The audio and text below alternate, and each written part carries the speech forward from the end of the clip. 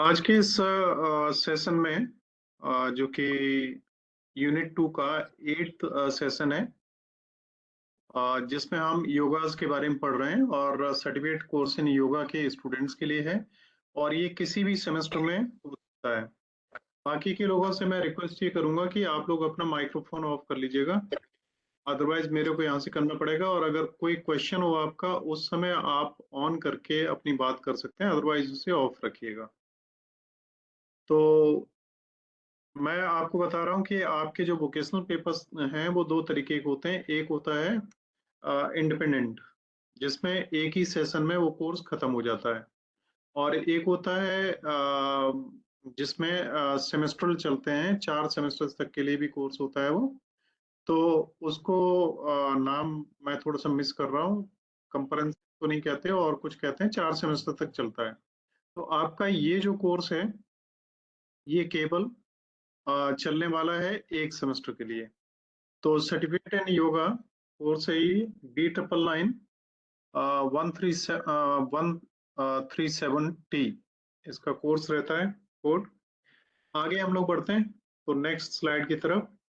तो इसमें आप देख रहे हैं फर्स्ट जो योगा जिसके बारे में हम लोग इसमें पढ़ेंगे जानेंगे, उसके काम करने का तरीका क्या है, उस योग को करने का तरीका क्या है, उसके फायदे क्या हैं और किस तरीके से करना चाहिए, और गलत तरीके से करने से क्या नुकसान हो सकते हैं।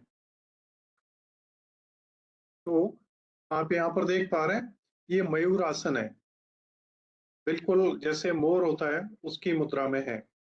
और जैसा मैं पहले भी बता चुका हूँ कि जितने आसन हैं और योग हैं, इनकी उत्पत्ति संस्कृति से हुई है, इसलिए इनके जो शब्द हैं वो भी मैक्सिमम संस्कृत से लिए गए शब्द हैं। इसमें आप देख पा रहे हैं यहाँ से कि मयूरा किसको कहते हैं, पीकॉक को, और आसना मीन्स मालूम ही है पोज या पोस्चर।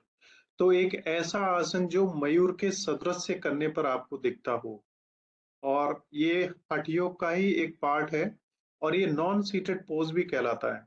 देखिए अधिकतर जो होते हैं आसन, उसमें बैठे हुए होते हैं आप, और ये नॉन सीटेड है, इसमें बैठे हुए नहीं है, हाथों के बल पे पूरा आपका वेट होता है, और इस तरीके से आपका जेस्चर एक होता है तैयार, है ना। इसके बाद में ये डेफिनेशन आपने देख ही ली। अब है इसके स्टेप्स क्या होते हैं। तो इसके स्टेप्स में आप अपनी स्क्रीन पर देख पा रहे हैं कि हम कैसे करते हैं। सबसे पहले चित्र में ही अगर आप देखेंगे तो वज्रासन हम बैठा है। वज्रासन में क्या होता है, पैर आपके पीछे की तरफ मुड़े होते हैं, और ये आपका ट्रंक और टॉर्सो जो है ये स्ट्रेट रहता है। इस तरीके से आप बैठेंगे, रिलैक्स होके आपके हाथ यहाँ पे आपके थाइज है उनके ऊपर होंगे, और रिलैक्स होके बैठेंगे, गर्दन आपकी सीधी रहेगी, और इस आसन को वज्रासन कहते हैं। और मैं आपको बता दूं कि वज्रासन अपने आप में एक बहुत अच्छा और बहुत बढ़िया आसन है, और यही एकमात्र ऐसा आसन है जिसको आप कभी भी और कहीं भी यूज कर सकते हैं। जैसे बहुत सारे आसन हैं, उन्हें खाली पेट करने के लिए कहा जाता है कि जब आप खाली पेट हो तभी करें, खाना खाने के बाद में नहीं। ये आसन ऐसा है, खाना खाते समय भी आप कर सकते हैं और खाना खाने के बाद भी कर सकते हैं, खाना खाने से पहले भी कर सकते हैं, कभी भी कर सकते हैं। और ज्यादातर योगी लोग जो हैं वो इसी मुद्रा में बैठते हैं, ध्यान मुद्रा में भी ज्यादातर लोग इसी में बैठते हैं, इसे वज्रासन कहते हैं। ओके। दूसरे में आपको क्या करना है, palms on the ground, wrist forward. आप इनको नीचे लाइए, नील फॉरवर्ड, इन्हें ऐसा करिए, एक पैर पीछे एक आगे, फिर दोनों को पीछे और फिर दोनों को, और इसको पूरे टॉर्सो वगैरह को ऊपर उठाना है।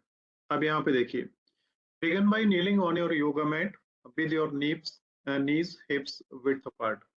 आप शुरुआत यहाँ से करें कि आपके नीज जो हैं वो घुटने यहाँ पे लगे हुए हों, और पैरों के सहारे से धीरे धीरे एक एक पैर करके आप आगे बढ़ाएंगे। Place your hands on mat shoulder width apart, fingers pointing towards your body. तो हाथ की हथेलियां भी जो होंगी ना, ये पीछे की तरफ होंगी, और जिस तरीके से यहाँ पे आपको दिखाई दे रहा है। आगे की तरफ एल्बोज को आप थोड़ा सा मोड़ेंगे, और आप अपने एब्डोमेन को थोड़ा सा खींचते हुए और थोड़ा सा उस पर प्रेशर डालते हुए अपने हाथों पे पूरा जोर लेते हुए आगे की तरफ अपने सिर को थोड़ा सा झुकाते हुए पीछे की तरफ से पैरों को थोड़ा ऊपर उठाने की कोशिश करेंगे, तो आप इस मुद्रा में आ जाएंगे। ये इसके स्टेप्स होंगे, ठीक है। इसके बाद नेक्स्ट में आप क्या करेंगे, आपकी जो भी मसल्स हैं उन सभी को थोड़ा सा स्ट्रेस करते हुए, उनको एंगेज करते हुए गहरी सांस लेंगे और उसके साथ में इसको ऊपर आप उठाएंगे। 5 से 10 आपको गहरी सांसें लेनी है और उसके बाद में कंफर्टेबल पोजीशन में आ जाना है और धीरे धीरे आप इसको छोड़ के जिस पोजीशन में थे उसी पोजीशन में फिर से वापस आ जाएंगे। तो ये इसके स्टेप्स हैं। नेक्स्ट में इसमें आता है प्रिकॉशंस की किन किन बातों को ध्यान रखना चाहिए। मयूर आसन सरल नहीं है, इसको इस स्टेट तक आने में बहुत आपको जरूरत पड़ेगी, ध्यान की भी जरूरत पड़ेगी और प्रॉपर एक टाइम भी लगेगा इस पोजीशन तक आने के लिए। तो इसके लिए जरूरत ये है कि किसी क्वालिफाइड योगा इंस्ट्रक्टर की देखरेख में करें और यदि आपको एल्बो, रिस्ट या शोल्डर से रिलेटेड कोई प्रॉब्लम है तो इसे न करें। और हाई ब्लड प्रेशर है, हार्ट की प्रॉब्लम्स है, हार्निया वगैरह प्रॉब्लम्स है तो भी इसे न करें। और मयूर आसन प्रेग्नेंट या मेंस्ट्रुएटिंग वुमेन्स जो हैं उनके लिए अवॉइडिंग होता है। और आमतौर पर हमेशा ही कहा जाता है कि जितने योग या आसन आप करते हैं तो उनके लिए सबसे पहले बॉडी को वार्म अप कर लेना चाहिए। वार्म अप का मतलब होता है कुछ भी पहले टहल फिर लें, फिर थोड़ी सी जॉगिंग कर लें, थोड़ी सी एक्सरसाइज कर लें, थोड़ा सा ब्लड का सर्कुलेशन बढ़ जाए जिससे आपके अंदर एनर्जी का संचार थोड़ा सा बढ़ जाना चाहिए। नेक्स्ट हम आते हैं मंडूक आसन में। तो मंडूक आप जानते हैं संस्कृत में मंडूक का शब्द जो है उसका मतलब होता है फ्रॉग, मीन्स जिसे मेढक बोलते हैं। तो हिंदी में जैसे हम लोग कहते हैं कि वो खूब मंडूक हैं, छोटे शहर में अगर लोग रह रहे हैं तो आमतौर पर लोग कहते हैं कि छोटे शहर के लोग खूब मंडूक होते हैं। आगे के बारे में उन्हें कोई जानकारी ज्यादा नहीं होती है शहर के बारे में, तमाम चीजों के बारे में अगर जानकारी की हमारे पास कोई कमी है ना। तो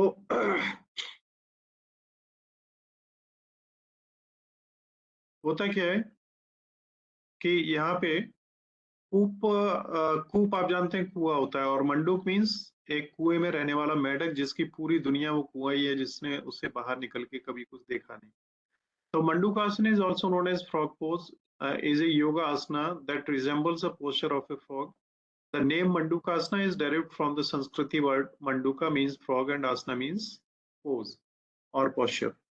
तो इसको जैसा मैं समझा चुका हूं पहले ही आपको, इसको अधोमुखा मंडूकासन भी कहते हैं जहां पे आप कुछ आगे की तरफ लीनिंग करके और लेते हैं।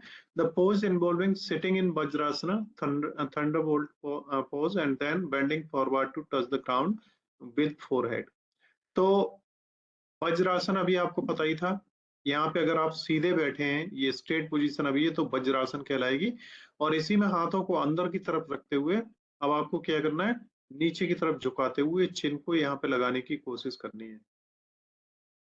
और इसके जो स्टेप्स हैं वो आप देख ही रहे हैं। टोज जो हैं आपके अंगूठे पैरों के ये बैक पार्ट की तरफ होने चाहिए। Knees, keep your heels and hips इस तरीके से होने चाहिए।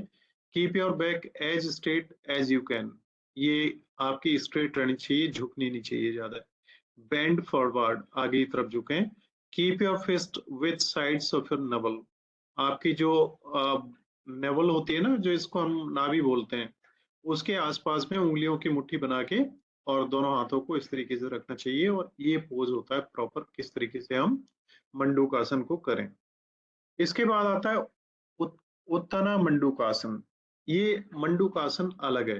देखिए, एक आसन के कई प्रकार होते हैं, कई अर्ध करके होता है, कई पूर्ण करके होता है, कई कुछ और सब जुड़ जाते हैं, कई उत्थान होता है। उत्थान में क्या है कि नीचे की तरफ हमें नहीं झुकना है, इसमें स्ट्रेट रहना है और हाथों को पीछे लगा के हम जितना स्ट्रेट हो पाए उतना स्ट्रेट हमें होना है। तो ये थोड़ा सा अलग है, बट यहाँ पे आपके सिलेबस में भी नहीं है, फिर भी हम इसको थोड़ा सा एक्सप्लेन कर रहे हैं जिससे आप समझ पाए। इसमें आप देख पा रहे होंगे buttocks are placed over the soles, toes and keep together. तो आपके जो पैर हैं उनके ऊपर आपका ये बैक पार्ट होना चाहिए। उसके बाद legs folded at the knees taking the feet backward with sole facing up, इस तरीके की जो सिटिंग है। पूरा ये पोस्चर, बहुत ज्यादा एक्सप्लेन करने की जरूरत नहीं है। आप ये जो स्लाइड्स होंगी इन्हें रोक के भी इन चीजों को देख सकते हैं। राइट आर्म आपकी जो है रेज्ड होनी चाहिए, bent on the elbow, place right over the left shoulder. Right वाली लेफ्ट पे, लेफ्ट वाली राइट पे। और back and abdominal stretched erect.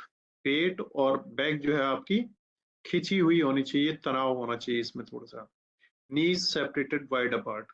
आपके घुटने जो हैं ये जितने सेपरेट हो सके, जितनी डिस्टेंस इसमें बन सके उतनी डिस्टेंस बनी हुई होनी चाहिए। तो इस तरीके से जब आप करते हैं तो ये उत्थाना मंडूकासन कहलाता है। और लेट के जब आप चिन को नीचे की तरफ लाते हैं तो वो मंडूकासन की पोजीशन में आता है। तो ये स्टेप्स वही हैं जो उसमें थे और इसमें कोई खास अंतर नहीं है। ठीक। नेक्स्ट है, जब भी कभी आपकी नीज नीचे की तरफ पहुंच जाती है तो वही 15 से 30 सेकंड तक का लगभग टाइम होता है सभी में, जिसमें आपको अपने आप को रोक के रखना है। बीच में सांस भी रोकनी पड़ती है, फिर आसानी से आपको बैक आना होता है। अब फ्रॉग आसन जो है इसके बेनिफिट्स क्या है? तो देखिए, मैं आपसे कहूंगा कि इन चीजों को केवल आप लोग पढ़ने तक सीमित मत रहिएगा और इन्हें अपनी लाइफ में उतारिए अगर इनका बेनिफिट असली आपको लेना है तो पहला है, डायबिटीज का इससे क्योर होता है, डाइजेशन बेहतर होता है, स्ट्रेस और एंजाइटी में असर मिलता है, बेली फैट जो है आपका पेट में जो चारों तरफ फैट बढ़ जाता है उसको आराम करेगा, हार्ट को हेल्दी बनाएगा और हिप जॉइंट्स को बेहतर करेगा। इसके अलावा भी बहुत सारे बेनिफिट्स होते हैं जिन्हें कहीं लिखा नहीं जा सकता एक जगह पे।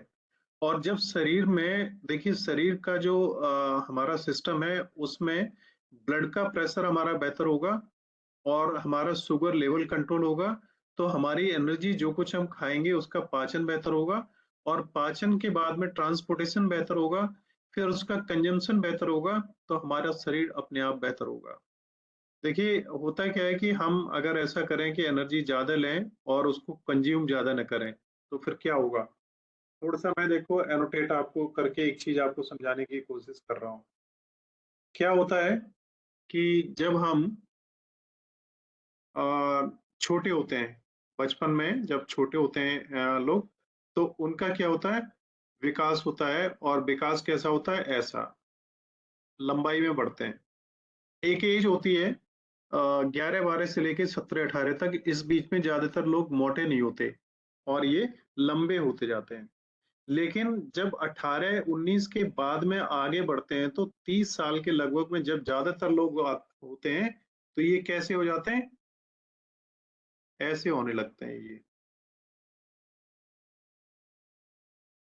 इसका मतलब क्या है, कोई बताएगा? क्या है इसका मतलब? बताइए अगर कोई बता सकते हैं तो। क्या हो भाई? लाइक क्यों? बताइए अगर कोई बता सकते हैं आप में से।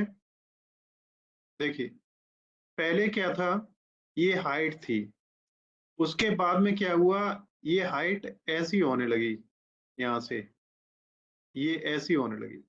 मतलब ऊपर की तरफ बढ़ने के बजाय आप चौकोर होने लगे, मतलब मोटे होने लगे। तो जब एज बढ़ती है उसके बाद में आपकी लंबाई बढ़नी रुक जाती है, लेकिन आप एनर्जी और विटामिन और प्रोटीन्स, कार्बोहाइड्रेट्स और जो भी मिनरल्स वगैरह हैं वो उसी मात्रा में ले रहे हैं जिस समय आपकी लंबाई बढ़ रही थी तब आप ले रहे थे। तो अब आपकी लंबाई बढ़ने की बजाय चौड़ाई बढ़ने लगती है, तो आप चारों तरफ से मोटे होने लगते हैं। और मोटापे में भी मैं बता दूं, दो तरीके के लोग होते हैं। हमारे एशियन कंटिनेंट्स और अपने इंडिया में जो लोगों की मोटापा बढ़ता है तो उनका बैक जो होती है ये, वो ज्यादा बढ़ने के बजाय बैली आगे बढ़ती है, पेट ज्यादा निकलता है। और यूरोपियन कंट्रीज में पेट नहीं बढ़ता है, बैक हिप्स वगैरह जो होते हैं इन पे सबसे ज्यादा मोटापा बढ़ता है। तो अलग अलग जियोग्राफिकल रीजन्स में इफेक्ट्स भी थोड़े से डिफरेंट अलग अलग होते हैं। ठीक है, यहाँ से हम आगे बढ़ते हैं। कोई क्वेश्चन अगर किसी का होगा कहीं भी तो आप जरूर पूछ लीजिएगा। ठीक है, तो इसके बाद नेक्स्ट हम देखते हैं, ये है वार्निंग्स। वार्निंग्स क्या है? मंडूक आसन या कोई भी आसन जिसमें जिन जो आपके शरीर के पार्ट्स हैं जो प्रभावित होने जा रहे हैं, जिन पे जोर पड़ने वाला है, एक्सरसाइज करने के बाद जिन पे असर पड़ने वाला है, तो उन स्थितियों में उन आसनों को न करें। अब मंडूक आसन जैसा आप यहाँ पे देख पा रहे हैं, आपके ये टॉर्सो है, पेट है, ये है, साथ में ये नीज है और ये गर्दन है। अब आपको अगर सियाटिका की दिक्कत है या गर्दन की दिक्कत है या बैकबोन की दिक्कत है या इन जॉइंट्स की दिक्कत है, ये कोई भी अगर ऐसी प्रॉब्लम्स हैं तो आपको ये नहीं करना चाहिए। साथ में स्पेशली प्रेग्नेंट वुमेन्स के लिए तो मैक्सिमम एक्सरसाइजेज अवॉइड करने वाली होती हैं, क्योंकि किसी न किसी स्थिति में हमारे जो स्ट्रेस है और स्ट्रेच है वो बॉडी पे पड़ता है, और उसका जो एम्ब्रो होता है और उसके गर्भ में पल रहा होता है उस बच्चे पे उसका असर पड़ सकता है। इसलिए बहुत ही केयरफुली और बहुत सिलेक्टिव एक्सरसाइजेज उनके लिए रिकमेंडेड होती हैं, जो बहुत ही स्लाइट होती हैं और बहुत ही ज्यादा कंफर्टेबल पोजीशन में करने वाली होती हैं, उन्हीं को ही करना चाहिए। तो इसमें केवल इन्हीं चीजों का ध्यान रखना है कि कौन कौन सी चीजें। आवाज नहीं आ रही आपकी। हाँ जी। सर आवाज नहीं आ रही आपकी। आवाज बाकी के काफी लोग सुन पा रहे होंगे सही से ना? Yes sir. Yes sir. देखिए, अगर आवाज नहीं आती है तो सीधा सा उसका एक कारण यही है कि आपका अपना नेटवर्क कहीं कमजोर है। ठीक है, तो अगर ऐसा है तो कोई दिक्कत नहीं, आप कंप्लेंट मत करिए। ऐसे में आपको रिकॉर्डेड सेशन मिल जाएगा, उसमें आप आराम से सुन पाएंगे। Okay sir. इसके आगे हम थोड़ा सा बढ़ते हैं। तो देखिए, भुजंग आसन है। भुजंग संस्कृत में कोबरा को बोलते हैं, नाग को, जिसको हम नाग बोलते हैं, सबसे जहरीला होता है। तो भुजंग आसन में आपको सांप के तरीके से, जैसे सांप फन ऊपर को उठा के रहता है, उस पोस्चर में आपको आना होता है। और आपको देखिए, यहाँ लिखा हुआ भी है, भुजंग आसना also known as cobra is a yoga asana that resembles that raised hood of a cobra। ये इस तरीके से दिखाई देता है जैसे जो काला सांप है, नाग है, वो सिर उठा के चलता है और उसका सिर जिस समय फैला हुआ होता है, फन जिसको हम कहते हैं, हुड कहते हैं वो। और आपको मालूम है कि सबसे ज्यादा जो फन है फैला के किस तरीके के सांप रखते हैं, ये मालूम आपको? पता है? कुछ लोग बताएंगे। No sir.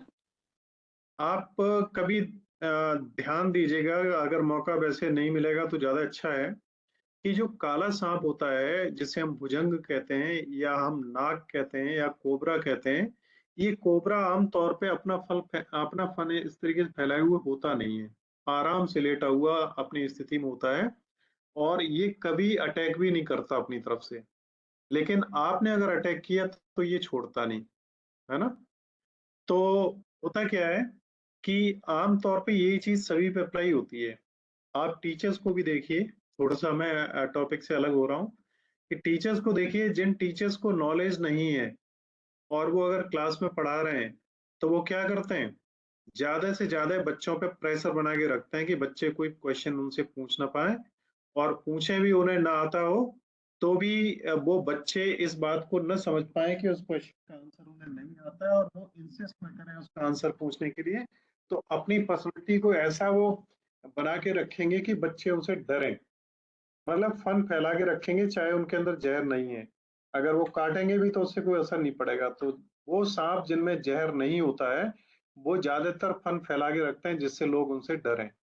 और काला नाग जो होता है, उसे इस बात की चिंता ही नहीं है कि कोई उससे डर रहा है कि नहीं डर रहा है, उस पर अगर हमला करोगे तो वो छोड़ेगा नहीं।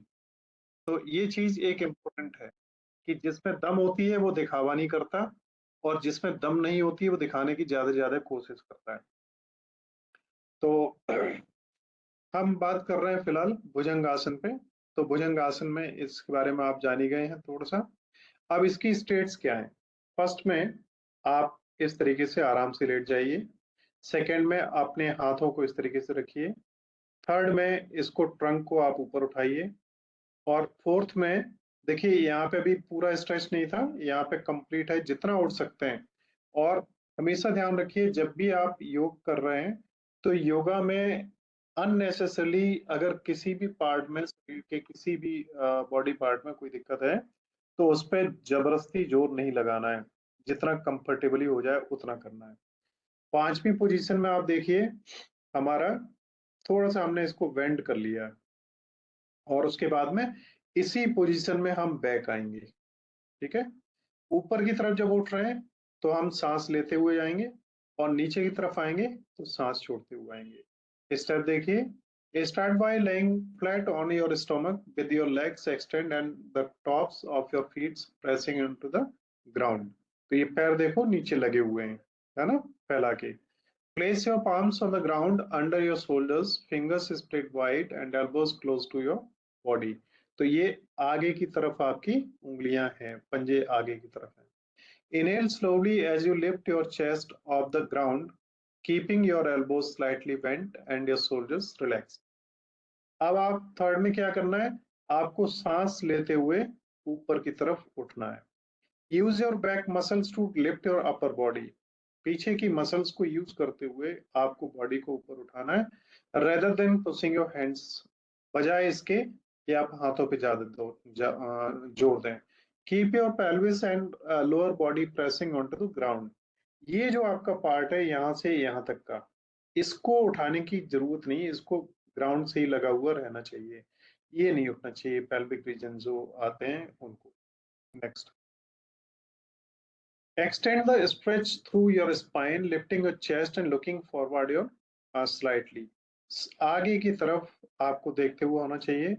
Hold the pose for few breaths, then exhale as you gently release back to the ground. जब तक आप रुक सकते हैं आराम से रुकें और उसके बाद में सांस छोड़ते हुए बहुत आराम से, बहुत तसल्ली से आप अपने आप को रेस्टिंग पोजीशन में ले आइए और जितनी बार आप कर सकें उतने बार इसे करिए। और स्टार्टिंग में एक दो बार करने के बाद में आप अपनी इसकी जो नंबर ऑफ टाइम्स हैं वो आप बढ़ा सकते हैं। देखिए इसमें भी इसको मेंशन किया हुआ किस तरीके से रखना है। Front of the foot pressing against the floor, ये ऐसे होने चाहिए। Inner thighs rolled forward upward, palms pressing deep into the floor and under the shoulders, or chest raise up, shoulders blade remains engaged, or shoulders align and activated and head facing ceiling side, ऊपर की तरफ आप देखते हुए हो। ठीक है, और ऊपर की तरफ आप जब देख रहे होते हैं तो कोई एक पॉइंट देख लें कहीं पे भी, निगाह उसी की तरफ रखें, जिसको हम गेजिंग कहते हैं, गहराई से उसकी तरफ देखना। अब इसके बेनिफिट्स क्या हैं, देखो भुजंग आसन के बेनिफिट्स की अगर हम बात करते हैं तो इसमें स्पाइन को बेहतर बनाता है और आपके वटक्स जो हैं, ये बैक, इनको टोन्स अप करता है। एब्डोमिनल ऑर्गन्स, पेट के जो भी ऑर्गन्स हैं उन्हें बेहतर बनाता है। कोई भी स्ट्रेस, स्ट्रेन या थकान है उसको दूर करता है। एस्थमा के पेशेंट्स के लिए अच्छा है और ये male and female reproductive organs जो होते हैं उनको स्टिमुलेट करता है और जो वुमेन्स हैं उनमें जो मेंस्ट्रुएशन साइकिल होता है उसको मैनेज करने में हेल्प करता है और ब्लड का सर्कुलेशन भी बेहतर बनाता है। इतनी सब चीजों को के लिए ये हेल्पफुल होता है। तो मैं आपको बताऊं कि जितने भी योग और जितने भी जे आसन है वो सभी किसी न किसी चीज को बेहतर बनाते हैं, इसलिए इन्हें प्रॉपर तरीके से करना थोड़ा सा जरूरी है। एक्सरसाइज और योग में अंतर मैं बता चुका था। एक्सरसाइज में किसी भी स्थिति में आप डांस कर सकते हैं, झुक सकते हैं, कोई नियम नहीं है, लेकिन इसमें हर चीज के नियम होते हैं योगासन में। ठीक, नेक्स्ट है प्रिकॉशंस क्या बरतनी चाहिए। तो प्रिकॉशंस में मैं बार बार बताता हूँ, जितनी लिखी गई है वो ही इम्पोर्टेंट नहीं है और जो चीजें हैं उन्हीं वो ही नहीं है। केवल आपको ये ध्यान रखना है कि जो शरीर के पार्ट्स उसमें जाके इन्वॉल्व होने वाले हैं उन पे जिन पे स्ट्रेस पड़ने वाला उनमें कहीं कोई दिक्कत तो नहीं है। तो प्रेगनेंसी में अवॉइड होता ही है, पेट की कोई सर्जरी हुई है तो अवॉइड करना है, बैक इंजरीज कोई हैं तो इसको नहीं करना है, रिस्ट एंड शोल्डर्स में अगर कोई दिक्कत है तो नहीं करना है, और अवॉइड ओवर एक्सटेंशन। जबरदस्ती आप अपने आप को इतना ज्यादा बेंड करें कि आपको प्रॉब्लम खड़ी हो जाए तो ऐसा नहीं करना है। ठीक है, नेक्स्ट है पवन मुक्त आसन।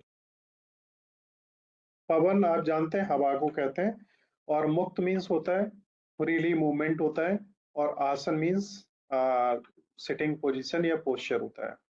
तो पवन मुक्त आसन में क्या होता है कि हम जिस तरीके से ये आपको यहाँ पे दिख रहा है, पैरों को बेंड करके और इस तरीके से अप एंड डाउन करते हैं, तो हमारे पेट में, मसल्स में और कहीं भी अगर गैस भरी हुई होती है तो वो रिलीज हो जाती है, रिलैक्स हो जाती है, शरीर को, हमारे को आराम मिलता है। इसलिए इसको पवन मुक्त आसन बोलते हैं, या इसको वाइंड रिलीविंग पोज, जिससे आपके अंदर की गैस निकल जाए।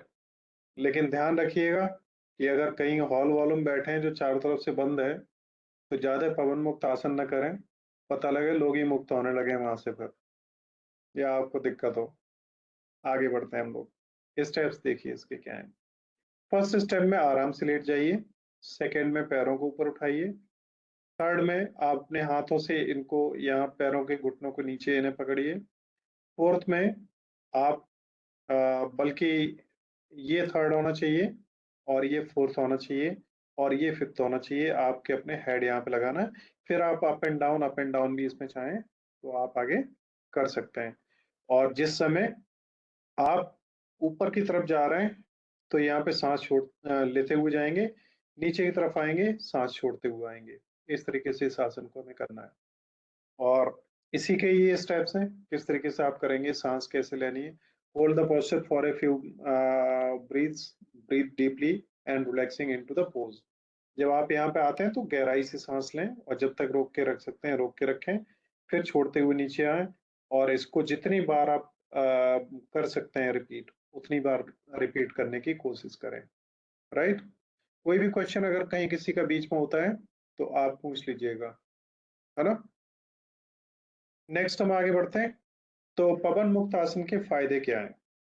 तो वही है, एक तो रिलीव्स डाइजेस्टिव इश्यूज, पेट पे इसका असर पड़ता है सीधा सा। और आपको मालूम है कि किसी भी चीज में अगर कोई बीमारी हो रही है तो उसका मतलब सीधा सा है कि वो जगह पे हमारा ऑक्सीजन और ब्लड का सर्कुलेशन कम हो रहा है। अगर हम कोई भी आसन कर रहे हैं, जैसे ये आसन कर रहे हैं, तो आपको मालूम है सारा हमारा ब्लड का सर्कुलेशन पेट की तरफ होगा, और ब्लड आएगा तो ब्लड के साथ में ऑक्सीजन आएगी, और साथ में उसके जो एनर्जी है हमारी ग्लूकोज की फॉर्म में, वो भी ब्लड के साथ ही सर्कुलेट होती है, वो भी आएगी। तो जहां ऑक्सीजन मिलेगी और एनर्जी मिलेगी, वहां पे आपको मालूम है हमारी सेल्स को एक्टिवेट होने का ज्यादा मौका मिलेगा, और वहां अगर कोई दिक्कतें हैं तो वो ठीक होंगी। तो इससे क्या, डाइजेस्टिव डिसऑर्डर्स ठीक होते हैं। इससे हमारे पेट में गैस का बनना या डकार आना या इंडाइजेशन होना या एब्डोमिनल ऑर्गन्स में और भी बहुत सारी प्रॉब्लम्स होना, जिसे हम आईबीएस वगैरह बोलते हैं, उनमें सभी में ये हेल्पफुल होगा। स्ट्रेंथन्स कोर मसल्स, बाकी के और जो मसल्स हैं, एब्डोमिनल मसल्स हैं जो हमारे बैक को या फ्रंट को जो हमारे कनेक्ट करती हैं, उनको भी अब फायदा मिलता है। इसके साथ ही स्पाइनल फ्लेक्सिबिलिटी हमारी बनती है, जो स्पाइन है ना, तो स्पाइन, अगर हम सीधे बैठे रहते हैं, गलत तरीके से बैठते हैं, स्पाइन को इरेक्ट करके नहीं बैठते, झुके हुए बैठते हैं, या आधे लेटे हुए स्थिति में लेट के पड़ते हैं, तो ऐसी स्थितियों में हमारी स्पाइन जो होती है ना, उसमें एनर्जी का फ्लो रुक जाता है। तो उसको एक्टिवेट करने के लिए बहुत इंपॉर्टेंट है। और मैं पहले भी बता चुका हूँ कि लिविंग एनिमल्स में human is the only one species who have the erected spine.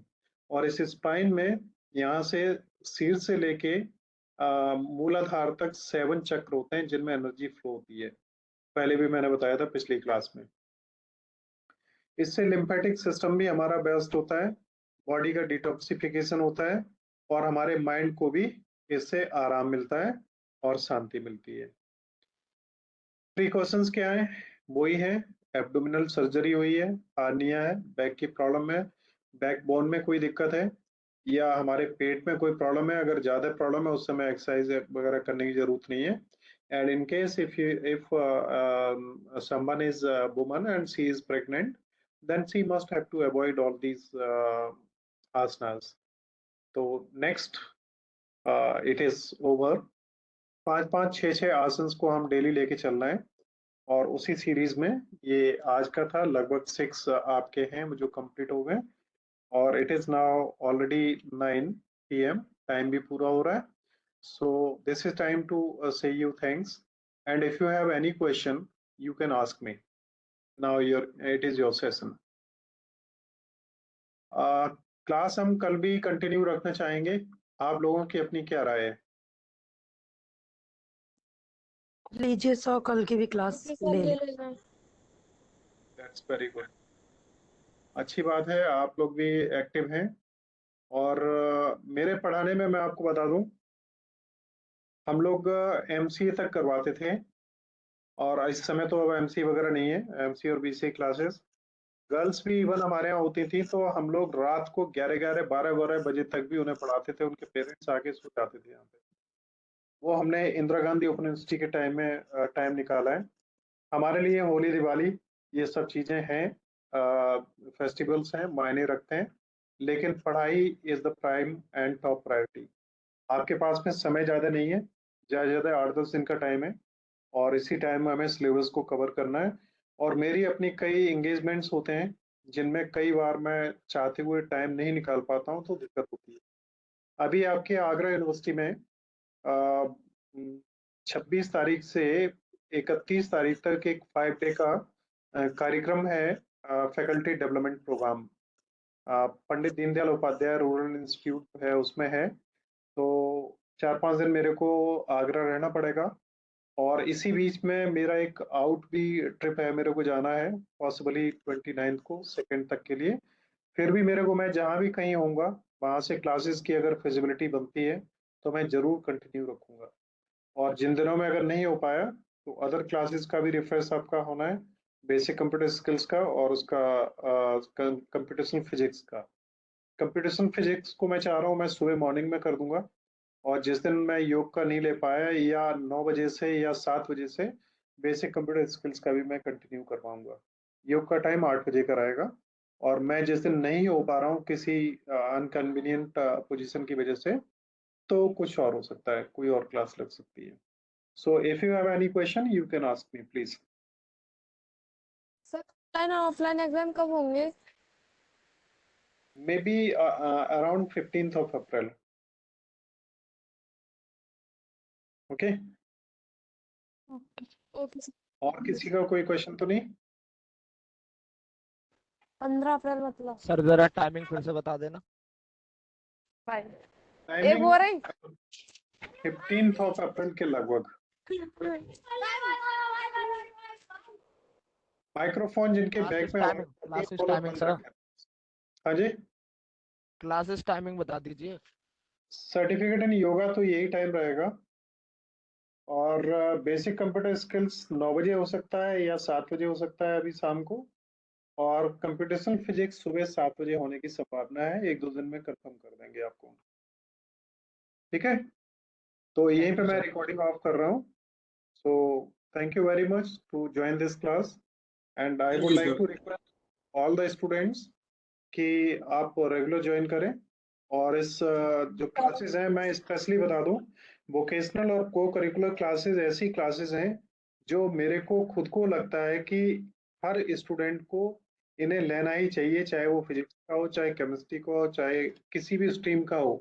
ये कॉमन है जो आपकी अपने कंप्लीट होलिस्टिक डेवलपमेंट के लिए जरूरी है। को करिकुलर क्लासेस तो बहुत ही अच्छी हैं आपकी, जिनमें आपको बहुत सारी ऐसी चीजें सीखने के लिए मिलेंगी जो लाइफ स्किल्स के रूप में आपके लिए डेवलपमेंट में सहायक होंगी। इसलिए आप जरूर कंटिन्यू रहिए। तो यहीं पे मैं इसको ऑफ कर रहा हूँ। So thank you once again to join this session. Sir